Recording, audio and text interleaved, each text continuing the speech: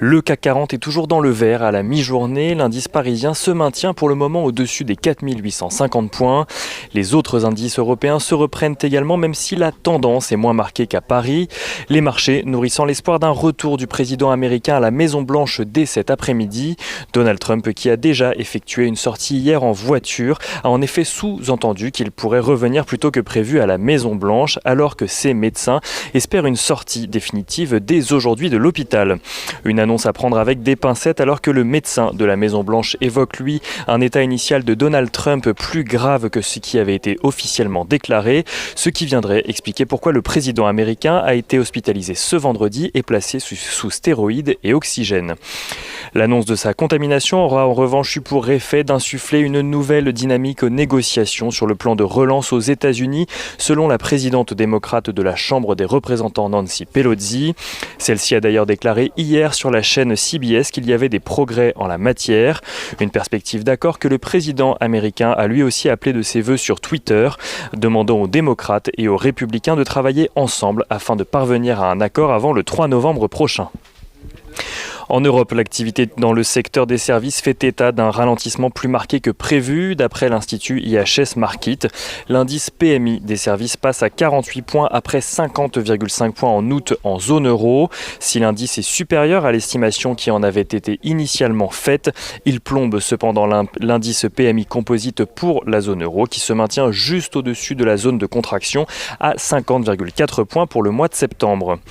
Un maintien dont ne bénéficie pas la France qui voit le PMI des services à 47,5 points, emporter le PMI composite avec lui qui tombe lui sous la barre des 50 pour le mois de septembre à 48,5 points.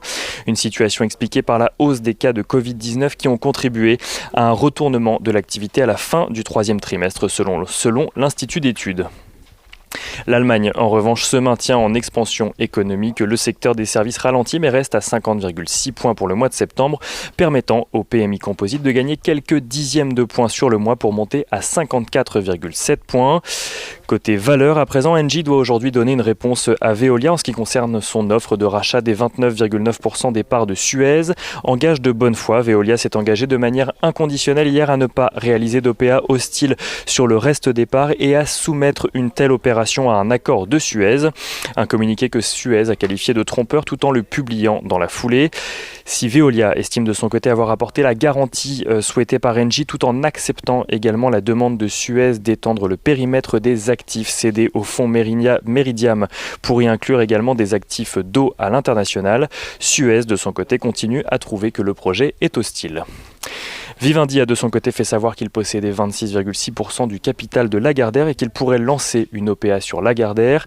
Si le groupe nie avoir de telles ambitions pour le moment, il n'exclut pas non plus totalement de racheter les parts d'Amber Capital dans Lagardère, ce qui l'obligerait par la suite à lancer une OPA sur le solde. Solocal réalise une augmentation de capital de 336 millions d'euros, une opération qui lui permet de réduire son endettement de moitié. Le gestionnaire d'actifs GoldenTree devient ainsi le premier actionnaire du groupe avec 26% du capital. Et on finit avec Deutsche Börse, l'opérateur boursier allemand qui propose de faire passer le nombre de sociétés présentes au sein du DAX à 40 à présent, avec des conditions d'intégration plus strictes. Il souhaite également mettre en place des règles de gouvernance plus strictes à la suite du scandale Wirecard.